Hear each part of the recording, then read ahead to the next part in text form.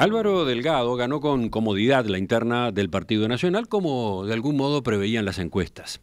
El exsecretario de la Presidencia tuvo 74%, o sea, 55 puntos más que la segunda precandidatura, la de Laura Raffo. Sin embargo, al mismo tiempo ocurrió que la votación de los blancos fue la más baja desde que existen las elecciones internas. Y la noche de la elección trajo otra sorpresa: la designación de Valeria Ripoll como la candidata a vicepresidente. El Partido Nacional va a cambiar de paradigma.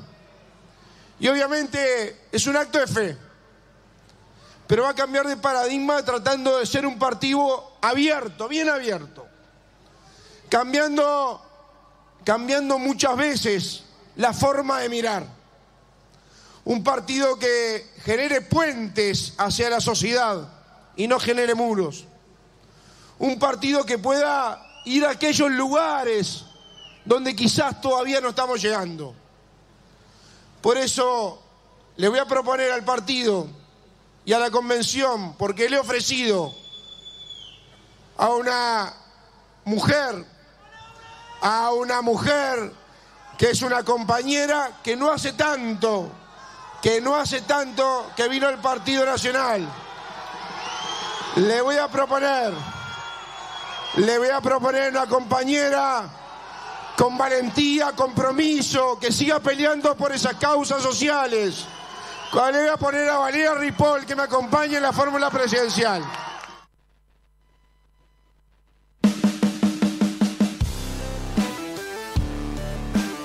Ese anuncio, el del nombramiento de Valeria Ripoll, se demoró. Se produjo sobre la medianoche, cuando Yamandú Orsi y Andrés Ojeda habían dado ya sus primeros discursos como candidatos del Frente Amplio y el Partido Colorado, respectivamente. La noticia causó asombro en el Partido Nacional e incluso malestar en algunos dirigentes y militantes, particularmente porque Ripoll es una recién llegada a filas blancas. Empezó a militar en esa fuerza política en agosto del año pasado, luego de dejar su actividad sindical en ADEOM Montevideo. Pero Delgado dio alguna novedad más. Informó el domingo de noche que el presidente Luis Lacalle Pou aceptó ser candidato al Senado en el Partido Nacional.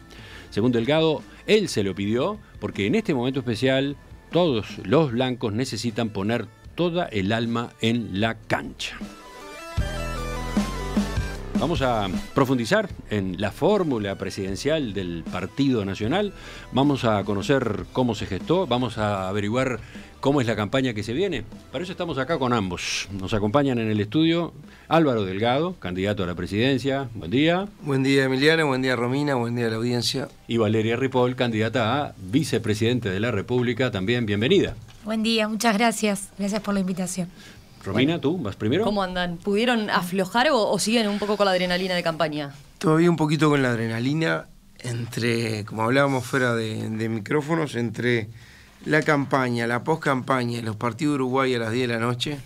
El sueño a veces escasea, dormir por lo menos un día tranquilo, así que vamos a tratar de ir con los días recuperando, pero por lo menos aquella adrenalina que estaba todos los días previo a la elección y el día de la elección, que era, obviamente uno puede tener encuestas, puede tener sensaciones, puede tener olfato, pero hay algo que es absolutamente intransferible, que vamos a ver en las urnas. Como en el fútbol, los goles no se merecen, se hacen, y acá tenés que tener los votos, no las encuestas. Y Valeria Ripoll, que digamos que es la sorpresa de esta historia, bueno, ¿qué tipo de cambio tuvo en su vida? Con las horas de sueño estamos medio parecidos. Además yo tengo a los chiquilines también en casa porque estamos en vacaciones de julio, entonces además de toda la actividad de la campaña y bueno, y lo que ha sido estos 2 días después de anunciada la fórmula, también hay que responder en casa. Pero la verdad que bueno, obviamente todavía asimilándolo, es una responsabilidad para mí muy grande. Yo decía ayer a algunos colegas suyos que en un año me ha cambiado muchísimo la vida, ¿no? Después de tomar una decisión tan importante y trascendente de cambiar lo que hacía muchos años era mi actividad, este año ha sido la verdad que increíble el giro que ha dado mi vida, pero bueno, la verdad que estoy cansada, pero muy, muy contenta. Y bueno, ya viendo cómo vamos a seguir para adelante. Bueno, vayamos a una serie de preguntas que evidentemente están arriba de la mesa a partir de lo que ocurrió el domingo. La primera va para Delgado, para el doctor Delgado, que junto con otros dirigentes del Partido Nacional habían insistido en que el partido tenía que ser el más votado en esta elección interna. ¿Por qué? Bueno, porque había que comenzar a ganar en junio la elección nacional de octubre. Y sin embargo pasó lo contrario. El Partido Nacional tuvo su votación más baja en la historia de este sistema. Y por otro lado, el Frente Amplio votó muy bien y fue la fuerza más votada. ¿Qué lectura hizo de esos datos? A ver, uno tiene que ser en esto muy franco. A ver, en la campaña electoral lo que estábamos convocando es a votar en una interna que estaba bastante apática, parecía bastante apática. Ustedes seguían mucho la elección y no había un clima electoral, lo notábamos. Quizás los últimos 15 días cambió un poquito, pero fue una elección bastante fría en cuanto a la participación de la gente en los actos, en la concurrencia. Los últimos 15 días cambió un poco y había que motivar a la gente para que fuera a votar, que era clave. Es más, los propios encuestadores, el mismo día de la elección, daban una participación todavía menor, con proyecciones menores de la que al final terminó ocurriendo. Obviamente me hubiera gustado que el Partido Nacional fuera el más votado de la elección interna. Pero perdió 130.000 votos. Pero también es verdad que hay otro escenario bien diferente, que ya no se mide entre partidos, se mide en coaliciones. Y yo tengo que también verlo de esa perspectiva. Dicho sea de paso, no siempre es absolutamente condicionada una cosa con la otra. En el 2009 y el 2014, el 2009 sobre todo fue el partido más votado de la elección interna por lejos, creo que en la historia hasta el momento de las elecciones internas, y después perdió la elección nacional, la perdió además con el Frente Amplio con mayoría propia, y en el 2014 pasó lo mismo, fue el partido más votado de la elección interna y el Frente Amplio ganó con mayoría propia, con menos margen, pero ganó. O sea, ese es un dato de la realidad, no siempre está condicionado una cosa con la otra. Lo segundo, que en términos de comparación de coaliciones, que yo lo tengo que hacer, aunque me hubiera gustado, y honestamente lo tengo que decir, que el Partido Nacional votara más en esta elección, mentiría si dijera otra cosa. La coalición Frente Amplio con respecto a la coalición republicana, porque yo lo tengo que medir también en esa perspectiva, porque así vamos a ir al balotaje, no en octubre donde competimos, pero sí al balotaje. La coalición republicana saca 40.000 votos más que el Frente Amplio, y me parece que esos son los datos que hay que poner arriba de la mesa para hacer los análisis correspondientes. Pero la pregunta vuelve sobre las causas, ¿no? ¿Qué pasó con la votación del Partido Nacional? Puede haber, aparte del hecho de que la interna quizás ya estaba bastante definida, puede haber, ustedes consideran la posibilidad, no deberían considerar la posibilidad de que hubiera también, no sé, una cuota de insatisfacción, de disconformidad con la gestión del gobierno. ¿Sabes lo que pasa? Que uno tiene que ser consistente con lo que uno percibe. Yo percibo que en realidad, en general, no hay voluntad de cambiar. Yo creo que hay una gran masa mayoritaria, alguna expresada y otra más silenciosa, de conformidad en general. Cuando digo en general con cosas para corregir, ¿no? Nadie puede tener la soberbia de decir que está todo bien, pero lo dicen las encuestas, con la popularidad del gobierno, con la aprobación del gobierno, popularidad del presidente, que hoy tiene niveles de alrededor del 50%. O sea, puede ser que algunos puedan no haber ido a votar porque no están del todo conformes, y yo creo que hay un factor que es adicional, más allá del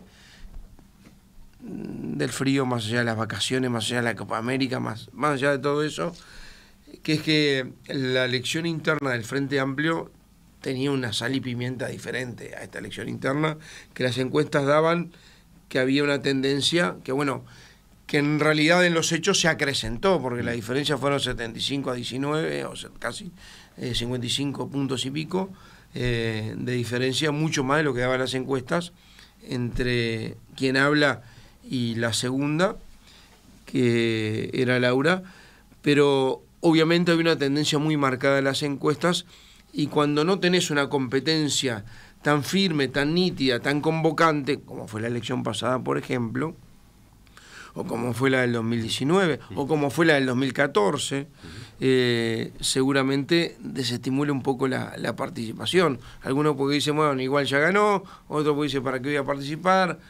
Y bueno, en el Frente Amplio se daba esa otra lógica con una competencia mucho más polarizante, mucho más atractiva, pero reitero, me quedo también con la otra mirada que hay que hacer, que es la coalición Frente Amplio sacó 410.000 votos, 408.000 votos por ahí, y la coalición republicana, la suma de partidos, Partido Nacional, Partido Colorado, que votó creo que 101.000 votos,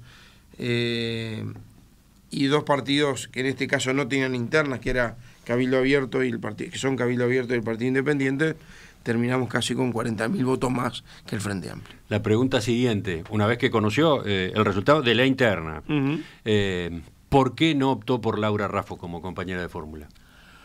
Yo he tenido charlas previas con Laura, había tenido charlas previas con otros actores del partido, había tenido charlas previas con el grupo, el Comando Político Uruguay para Adelante, todos los grupos que integran, Aire Fresco, Espacio País, Futuro Nacional, de Centro.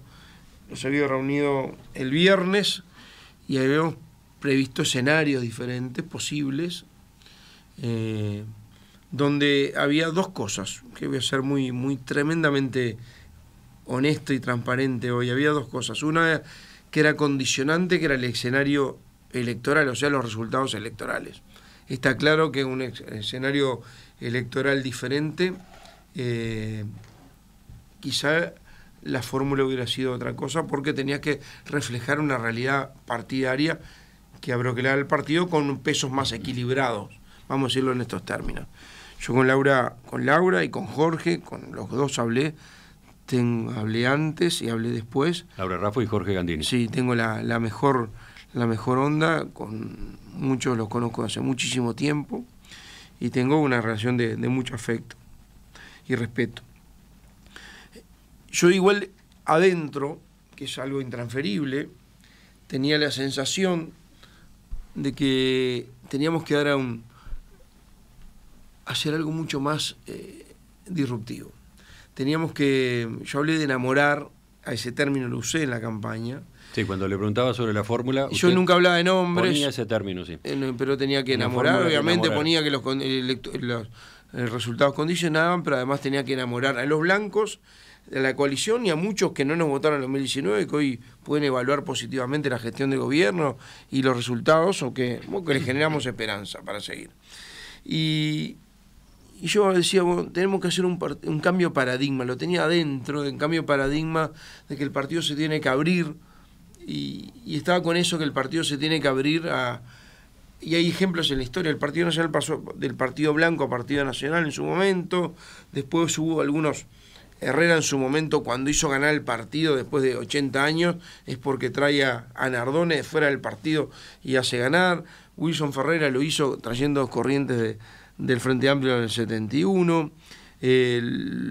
Después lo hizo el propio Luis Lacalle Pou, trayendo a figuras del Frente Amplio y poniéndolas en primer lugar de relevancia para ahí ser un partido incluyente, inclusivo, abierto, que tienda puentes con algunos sectores de la sociedad que yo entendía y entiendo que no le estábamos llegando bien, y algunos, sobre todo, con algunos temas que a mí me interesan y que además comparto con Valeria, que ese mismo interés por algunos temas muy sociales, la discapacidad es un ejemplo. Y después veía en Valeria condiciones, primero, mucha afinidad personal, y después condiciones personales y políticas.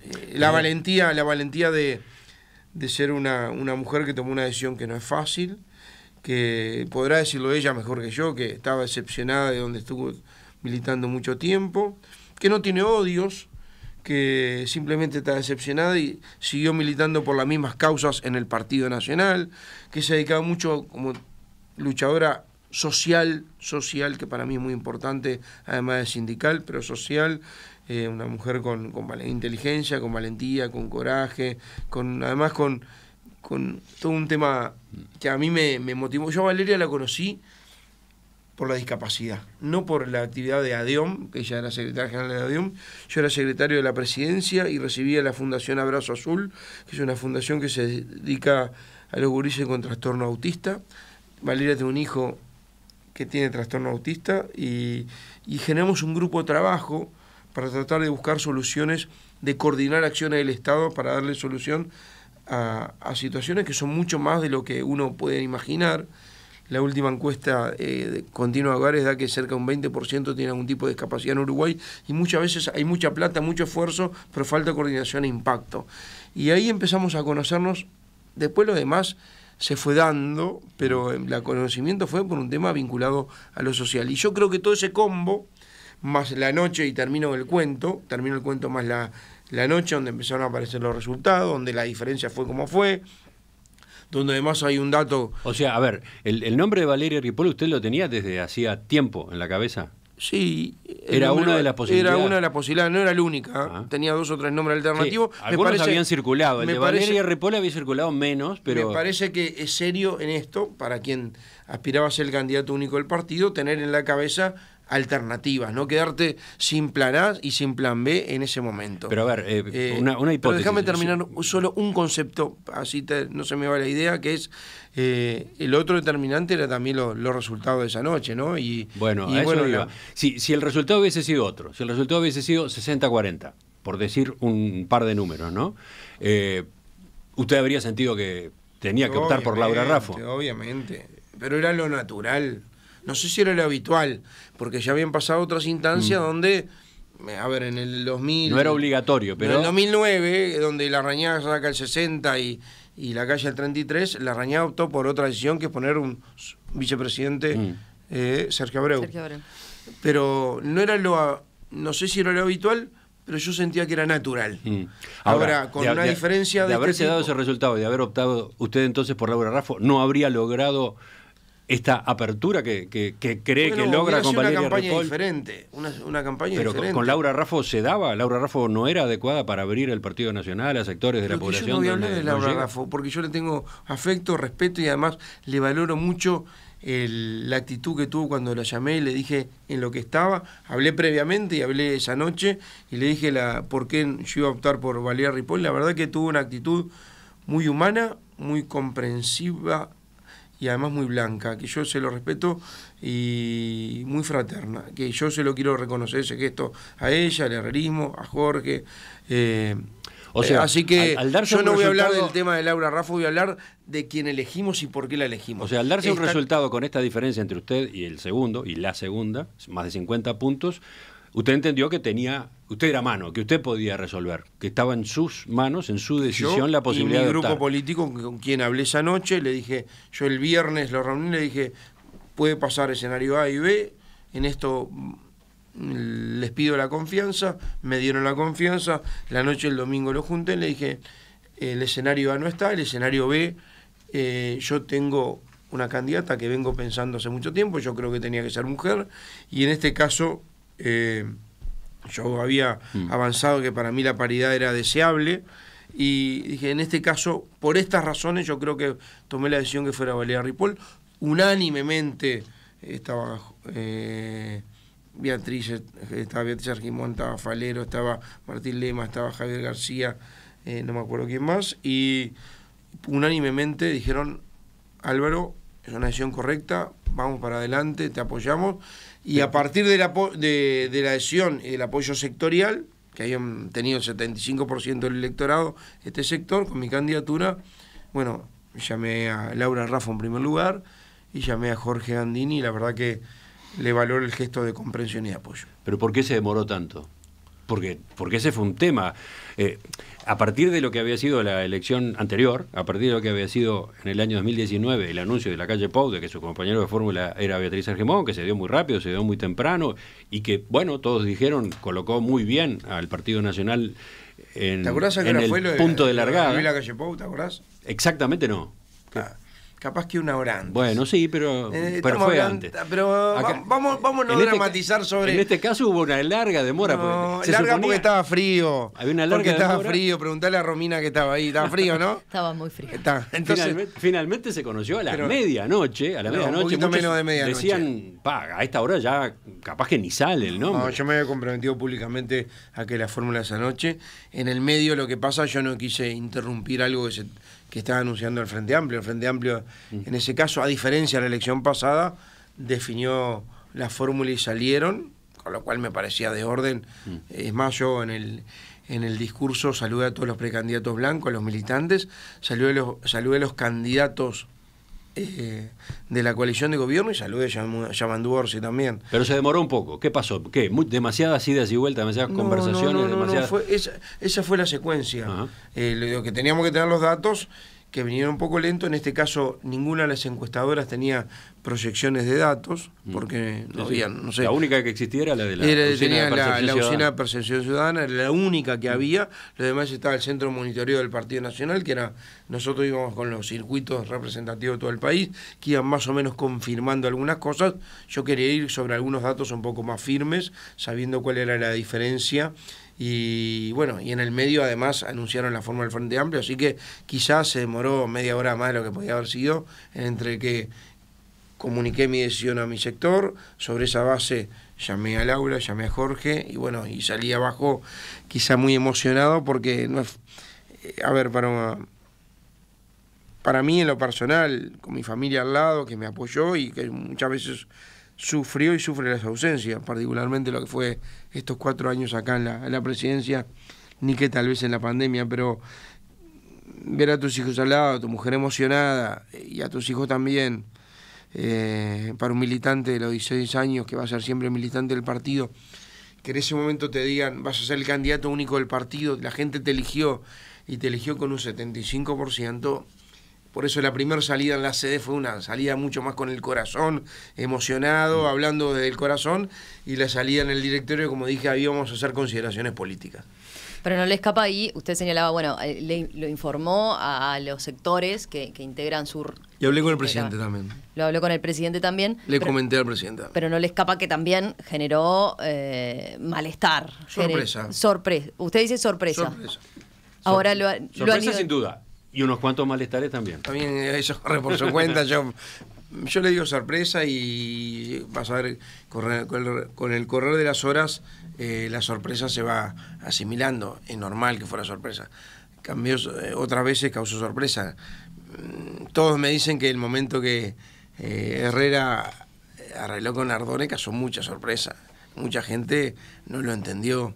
O cuando Wilson tomó la decisión, o muchas veces me acuerdo cuando Luis tomó la decisión de traer a Graciela Bianchi, a traer a Gonzalo Mujica, darles un rol protagónico, generó en el Partido Nacional un poco de ruido. Pero uno tiene la obligación de mirar más lejos y pedirle a los militantes, además reconocerle mucho esfuerzo, pedirle también la cuota de confianza, la carta de crédito en esto.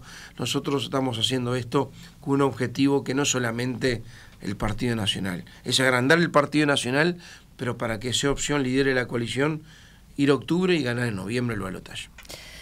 Mencionaba ya algunos atributos en particular que destacaba o que caracteriza a Valeria Ripoll. Menciono otros que, por ejemplo, aparecían publicados en una columna ayer de Martín Aguirre, director del diario El País. En una elección, decía él, que será definida por un sector poco politizado de la sociedad, Ripoll reúne varias características interesantes, decía él. Es una figura conocida que sale habitualmente en TV. Eso lo de... Martín Aguirre. Lo de la columna de ayer. Sí. La segunda columna. ¿No? Porque la primera fue muy crítica con usted y con la decisión. No la vi la primera. ¿No la vio? Bueno. No, vi la... Ayer de tarde estaba vi la de ayer. Ayer de tarde estaba Pero soy honesto, pues no voy a decir que miro las que me sirven. No, la primera era muy impactado notoriamente por la noticia y era muy crítico. ¿Cuándo fue el lunes? Del madrugada, del domingo de noche al lunes. La de ayer, ahí empieza a ver algunas características interesantes. Dice, es una figura conocida que sale habitualmente en televisión, que tiene una historia de vida entradora y que quita a la fórmula blanca cierto aroma campestre y de barrio acomodado.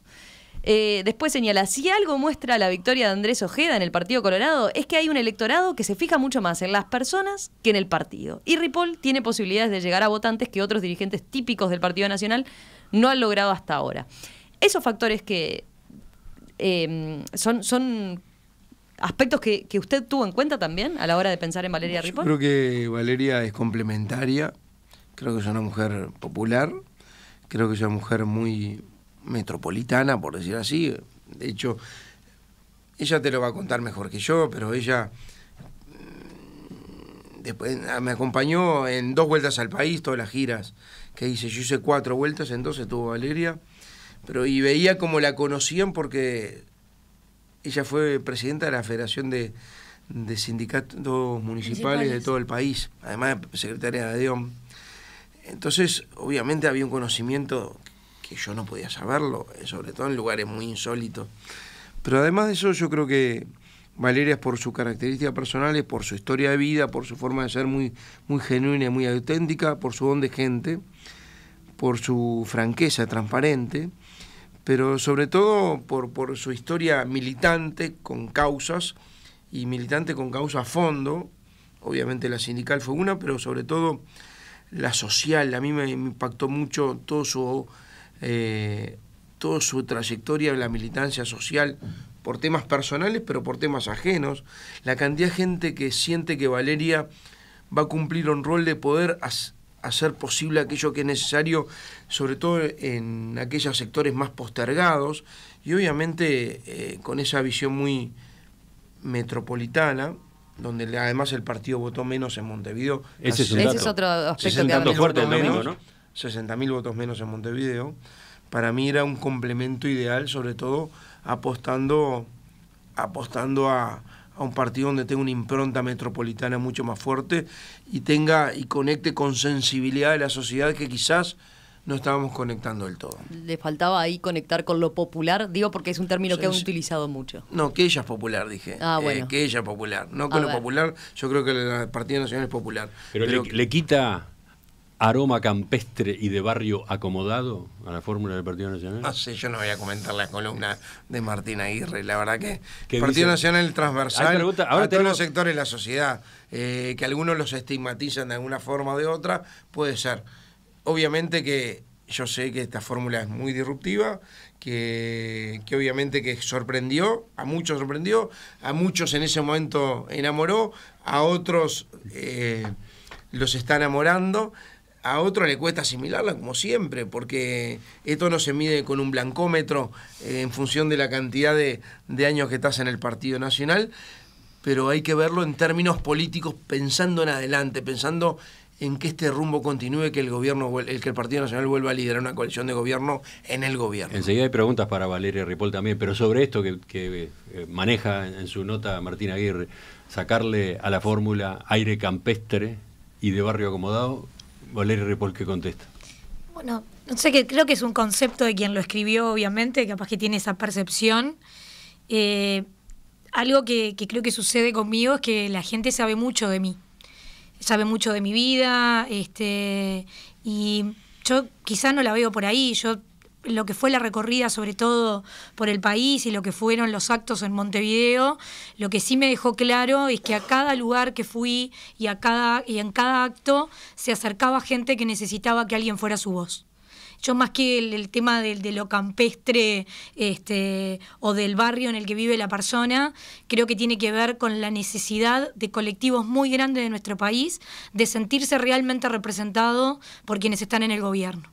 De que alguien pueda ser esa voz que no es escuchada, que es mucho más lo que sentí, esa necesidad de la gente, y no que tenga que ver con el barrio donde naciste o en qué departamento naciste. Yo me inclino mucho más por esa necesidad, por la de trabajadores que están cansados de esa casi obligatoriedad de si militan en un sindicato o son dirigentes sindicales, de que tienen que ser frente amplistas. Creo que lo que han sido mis decisiones y mi forma de llevar adelante la militancia demuestra que esa obligatoriedad no debe existir y que hay que romper ese molde o esa casi obligatoriedad que no está en ningún lado, pero que te la imponen. Entonces, Yo creo que viene más por ahí, de esa necesidad de sentirse un poco más libres, de poder decidir dónde estar sin que nadie te tenga que decir acá no podés y tenés que estar acá. Yo creo que está mucho más vinculado a eso. Ya volvemos a la entrevista en perspectiva con la fórmula presidencial del Partido Nacional, Álvaro Delgado y Valeria Ripoll. Dentro del Partido Nacional, Álvaro Delgado se impuso con gran comodidad este domingo sobre Laura Raffo. Casi 75% obtuvo su precandidatura contra 20, del orden de 20 en el caso de Laura Raffo. A partir de ese escenario fue que el flamante candidato presidencial eligió a su compañera de fórmula. Optó por Valeria Ripoll, ex secretaria general de ADEON Montevideo, en una determinación que generó asombro y también desconcierto y también en algunos directamente rechazo entre los militantes nacionalistas. Bueno, ¿cuáles fueron las razones? ¿Cómo se está procesando? ¿Cómo se está afianzando la fórmula? De eso estamos conversando con ellos dos esta mañana. ¿Romina? Sí, a ver, hay una pregunta clave que es ¿qué rol va a jugar Valeria Ripoll en esta campaña? ¿Va a tender puentes con la izquierda o va a confrontar con la izquierda? Porque hasta ahora está más vinculada a lo segundo, digamos.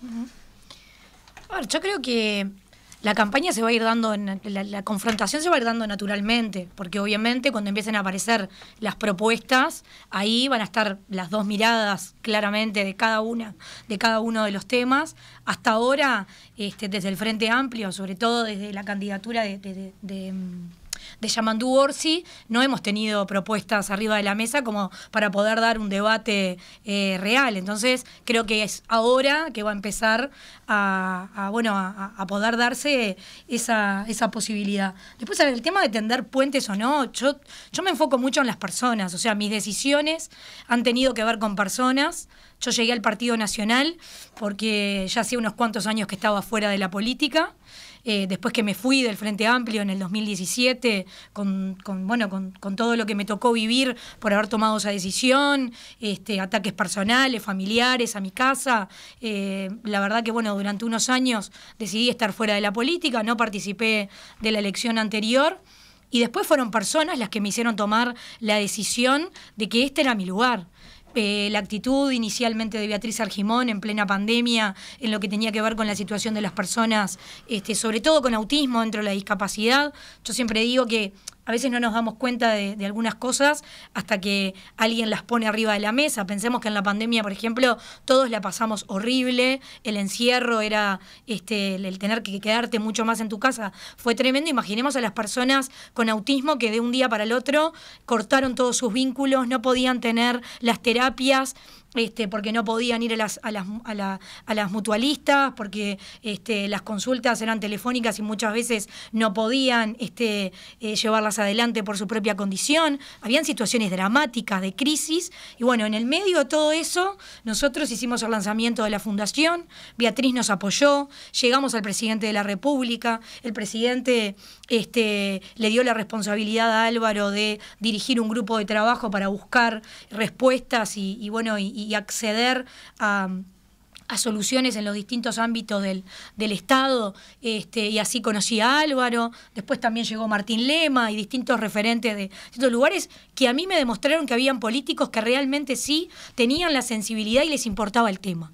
Porque durante gobiernos frente amplistas que utilizaban los colectivos sociales, que utilizaban a los militantes sindicales para llegar al gobierno, diciendo que iban a cambiar la vida de esos colectivos, que realmente iban a enfocar la política en esos colectivos que realmente lo necesitaban, yo misma comprobé que eso no sucedió. No hubo un enfoque, no se les dio respuestas, había mayoría parlamentaria, había dinero para realmente hacer cambios estructurales que mejoraran la vida de esas personas y eso no se hizo. Se usó a la gente y después no se le dio respuesta. Entonces, esa decepción en aquel momento me sacó de la política, por eso me fui y porque además me querían decir lo que tenía que hacer en lo que tenía que ver con mi actividad sindical. Ahí está confrontando entonces más. No es confrontando, en realidad es contándole a la gente lo que me pasó y capaz que sacando algunas vendas de ojos de personas que creen que la respuesta está ahí y que quienes realmente están enfocados en las políticas sociales o prácticamente se creen dueños de los colectivos sociales, la realidad no es así. Y yo la estoy viviendo en primera persona. Y yo lo he dicho también, yo desde que estoy en el partido me siento una mujer totalmente libre, digo lo que pienso, nadie me baja línea, nadie me dice lo que tengo o lo que no tengo que hacer o decir. Y la verdad es que pude proponer, participé en el programa de Álvaro en lo que tiene que ver con la discapacidad. Hay propuestas que están vinculadas a las necesidades de la gente, yo las viví de primera mano, entonces sé lo que no quiero que le pase a personas que hoy van teniendo diagnósticos y que tienen que hacer, su vida es una de cerrarles puertas en la cara, de continuamente no, de decepciones. Y bueno, creo que la política es la herramienta para mejorar la vida de la gente y creo que en eso puedo hacer mucho. Justamente a propósito de su pasado en el movimiento sindical, están los archivos. Y no sé si puedo leerla, pero hoy el diario El Observador, con la firma de Diego Cayota, publica un artículo en el que bucea en esos archivos y dice, bueno, Valeria Ripoll va a tener que lidiar con esos archivos a lo largo de toda la campaña. Archivos en los que, por ejemplo, está recopilado lo que usted dijo a propósito de la LUC, o lo que usted dijo a propósito de la orientación del gobierno del presidente de la calle Pou. Por ejemplo, febrero de 2022. Sobre los artículos de la LUC hay algunos positivos y otros cuestionables, como el antipiquete u otros que implican la reforma de la educación e involucran a otros sindicatos. Pero repito, yo hubiera ido contra toda la LUC. Eso dijo usted en una entrevista con el diario El País. Después, otra declaración suya. Está claro que la gente perdió salario y no lo recuperó. La promesa de no pérdida de salario todavía no se cumplió. Y la pandemia ya no puede ser excusa, porque hay un crecimiento económico formidable y sin embargo no hay un reparto para todos los trabajadores. Las reformas no tienen un perfil pro trabajador. Hay una impronta antisindical clara. Es evidente que las condiciones de los trabajadores cambiaron. Esto fue en Voces en abril 2023. Entonces, mira, ¿cómo maneja con respecto a la primera, mira, esas declaraciones, esas opiniones críticas hacia este gobierno, ahora que pasa a ser candidata a vicepresidente del oficialismo? Bueno, lo primero es que cuando uno es dirigente sindical, obviamente representa la decisión de los trabajadores. Yo siempre fui muy crítica con el PIT-CNT, porque el PIT-CNT esperaba que el Frente Amplio tomara las decisiones para luego los trabajadores ir detrás de la decisión que tomaba el Frente Amplio. ¿Por qué planteaba ir en contra de toda la LUC? Porque si vos cuestionás la herramienta de una ley de urgente consideración que tiene más de 500 artículos y tu cuestionamiento es a la forma, no podés ir solamente en contra de los artículos que no votó el Frente Amplio, para no ir contra el Frente Amplio. Entonces, para mí era una contradicción, estando en el movimiento sindical, un cuestionamiento, una herramienta que el movimiento sindical no compartía, pero que después te adaptás a lo que decide el Frente Amplio para no ir como movimiento sindical, sino ir como cola de lo que decide el partido político con el que vos hiciste un frente común. Obviamente el PIT-CNT está condicionado con su decisión de Congreso de ser parte del mismo bloque social y político de los cambios que el Frente Amplio. Algo que yo nunca acompañé, que siempre fui parte de la corriente minoritaria que se oponía a esa decisión mayoritaria y que de la misma forma que vos decías lo del archivo, una de las primeras notas que me hicieron cuando vine al Partido Nacional, que la hizo La Diaria, me preguntaba si yo me arrepentía de algo. Yo decía, mira, yo soy una persona que normalmente no se arrepiente de las decisiones que tomó, porque tienen que ver con el rol, el momento y el lugar en el que estaba o ocupaba el momento que se tomó la decisión. Pero la verdad que si pudiera volver atrás, tengo que reconocer que con la LUC me equivoqué. Y lo dije en ese momento, no siendo candidata por el Partido Nacional. Lo dije, ¿por qué?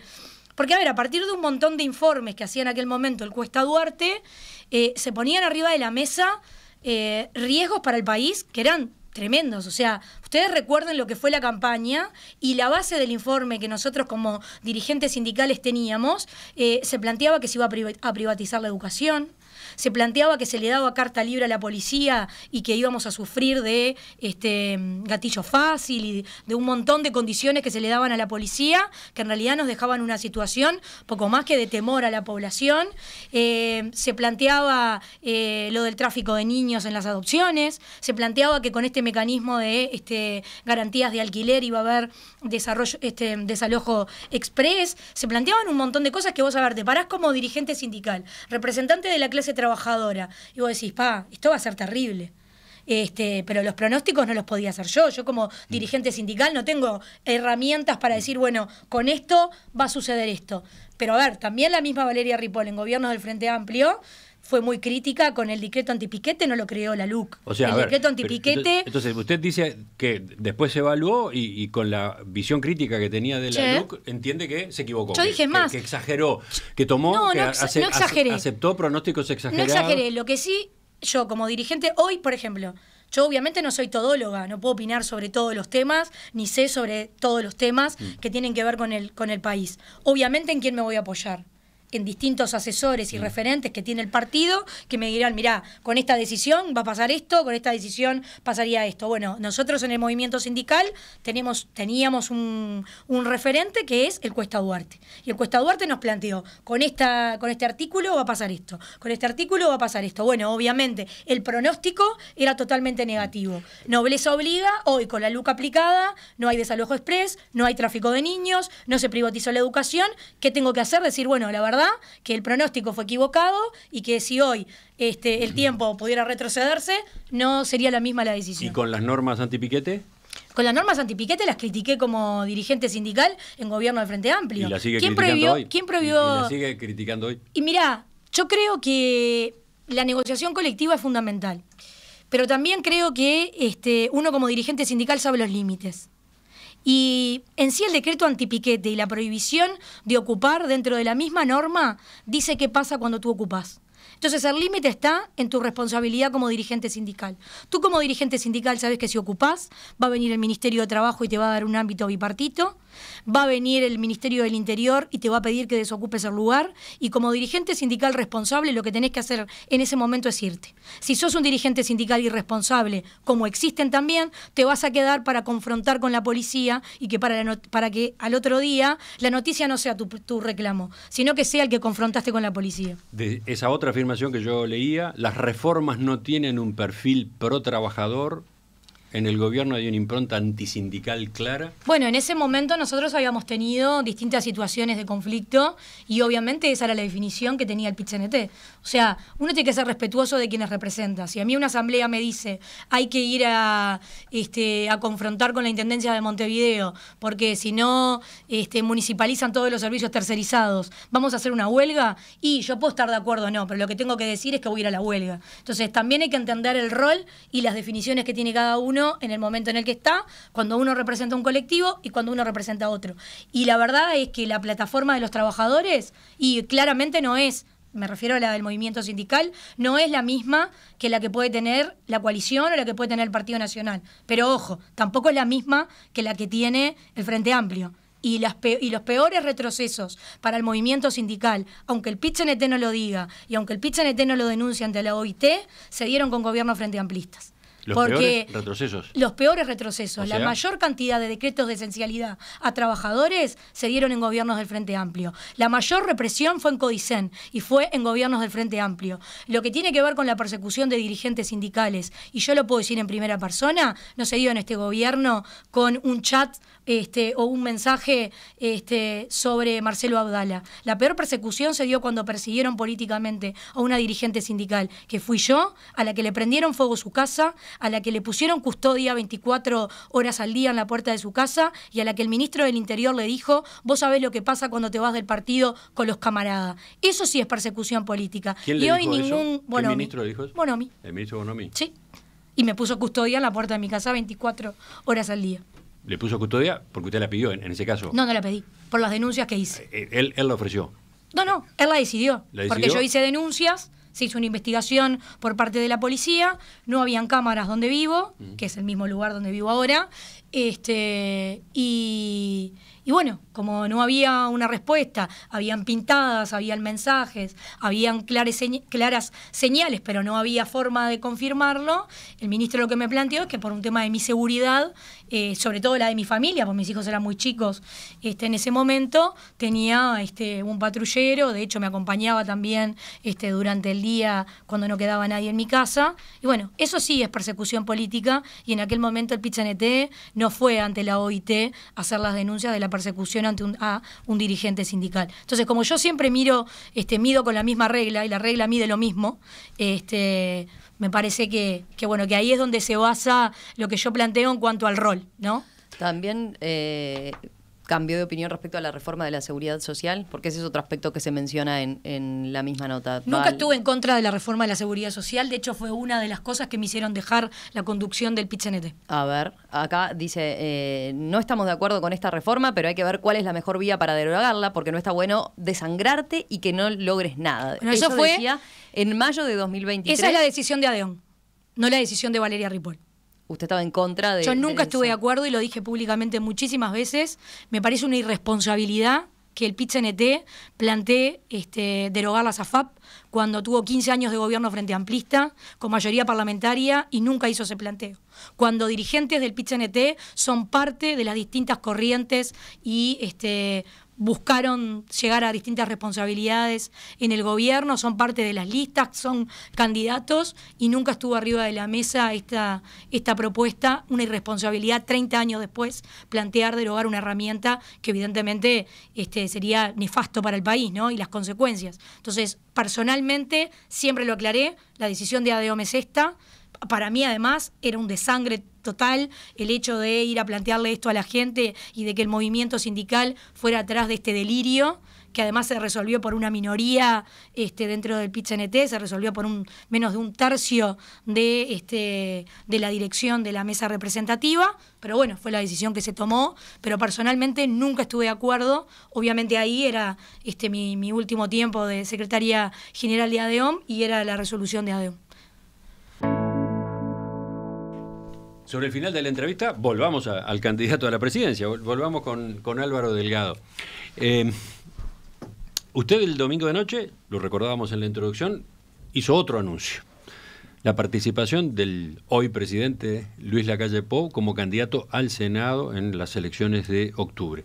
Explíquenos de qué se trata eso. Sí, me pareció que era un buen momento para decirlo. Era parte de una charla que tuve con el presidente de la República, con el cual obviamente soy amigo. Fundamos un sector en el 2009 y trabajamos juntos desde ahí. Y bueno, 4 años y medio casi en presidencia, todos los días espalda con espalda, y todo lo que vivimos acá enfrente. Tuvimos una charla donde yo le pedí que él nos dejara poder usar su nombre, que pueda colaborar con su nombre en la campaña electoral, de un modo que lo habilita la Constitución y que es la posibilidad de que su nombre pueda integrar las listas al Senado. ¿Cuándo se lo planteó? ¿Cuándo habló por primera vez de esto con él? Hace algunos días. Quedó ahí, volvimos, creo que me junté hace 2 días atrás con él, 2 o 3 días. Hablamos en general de casi todo, un poquito de esto, pero sobre todo hablamos mucho más de la campaña, la resolución, en el medio de la veda fue. Y yo estoy convencido que el Partido Nacional, como está en juego mucho más que 5 años por delante y tiene la obligación de liderar una coalición y el desafío de liderar una coalición que gane la elección y que además pueda enamorar a una cantidad de gente que no nos votó en el 2019 por prejuicio, por mentira, o porque simplemente éramos expectativa e ilusión, ahora somos gestión y resultado. Hay menos desempleo, hay más salario, hay más inversión, hay menos de la mitad de la inflación, el Uruguay está dado vuelta en la plan de infraestructura, o sea, hay una cantidad de cosas de gobierno que hizo, además de combatir las crisis o salir adelante de las crisis, empezando por la pandemia. El presidente obviamente lidera el gobierno, tiene un nivel de apoyo importante, de popularidad importante, de aprobación importante del gobierno, y el presidente de la República y nos parecía importante que teníamos que poner todo en la cancha. Los mejores hombres y mujeres del Partido Nacional, todo en la cancha para ganar en noviembre el balotaje. Es demasiado lo que está en juego para no arriesgar a poner todo en la cancha. Y porque, reitero, nos jugamos mucho más que 5 años por delante, que la continuidad de este rumbo que tiene que ver con certeza, sobre todo con mucha certeza para adelante. Ahora, el presidente había dicho que en el próximo periodo de gobierno él iba a estar al costado de la política, por lo menos en los primeros meses, por lo menos en los primeros años. Yo le pedí que entonces, él diera su nombre para... ¿Va a ser parlamentario? ¿Acepta ser parlamentario? No sé, eso lo hablé con él, no necesariamente ocupe o no el cargo, eso lo decidirá él, pero le pedí que podamos usar su nombre para integrar los equipos y le pedí que poder hacerlo en las listas del Senado para poner los mejores hombres y mujeres y obviamente el hombre mejor evaluado del Partido Nacional y uno de los mejores más populares del país. Y la verdad que hay que reconocerle el gesto desinteresado, muy comprometido y muy generoso del presidente de la República de Luis, decirme: Álvaro, si ayudo, cuenten conmigo. Y le avisé la noche antes, además, esto es una cosa más íntima, pero le avisé que lo iba a decir, le avisé cómo había terminado el proceso, la decisión, y le avisé que obviamente que lo iba a anunciar esa noche. Y me dijo: Álvaro, haz lo que te parezca, yo te voy a apoyar. Pero a ver, 2 precisiones. Una, ¿va a ser una participación como candidato simbólica? Después vemos cómo lo instrumentamos, yo no voy a entrar mucho en eso porque además lo tendrán que hablar con él. Iba a eso, ¿está previsto que efectivamente termine asumiendo una banca? No lo sé, eso se lo tienen que preguntar a él, qué ánimo tiene, qué ganas tiene. Pasó con otros expresidentes, ¿no? Con Jorge Valle, con Mujica, con Sanguinetti. Sí, es posible. Así que algunos asumieron y otros no asumieron. ¿Tú tenías, Romina, una Pero duda? se lo preguntan a él. Lo importante es contar con el hombre quizá con mayor prestigio del Uruguay, más popular, en el sentido de respaldo popular y de aprobación, poniéndolo también siendo parte del equipo para decir: respaldo este proceso y estoy dando la señal muy fuerte que esto continúe. ¿Y qué implica poner el nombre de la calle Pou? ¿Es en todas las listas del Partido Nacional? ¿Es en las listas del paraguas que usted representa? No, a ver, está claro que nadie va a obligar a poner el nombre. Él va a ofrecer, me imagino, la parte instrumental todavía no está elaborada, pero me imagino que lo que le está pensando es: está a disposición mi nombre. Si lo quieren usar, si lo van a usar, y la verdad que eso es el gesto que yo valoro, de generosidad, de compromiso, y decir: pongo todo arriba de la mesa, y el partido pone todo arriba de la mesa para ganar en octubre y para ganar en noviembre. Así que, como a nadie se puede obligar a poner los candidatos del Senado, y en este caso el nombre del presidente de la República, me imagino que la lista que lo quieren usar lo van a poder usar. Lo usar, quiero decir, en utilizar, más que usar el nombre de Luis en la lista del Senado, pero el tema instrumental todavía no está definido. ¿Tú tenías alguna pregunta más de esto? ¿De esto? No. De otros temas. Podemos seguir con otros temas. Sí, seguimos otro día en todo caso, porque ya se nos fue la hora. Álvaro Delgado, Valeria Ripoll, candidatos a la presidencia y la vicepresidencia respectivamente en el Partido Nacional. Les agradecemos que nos hayan visitado esta mañana. Muchas gracias. Gracias a ustedes.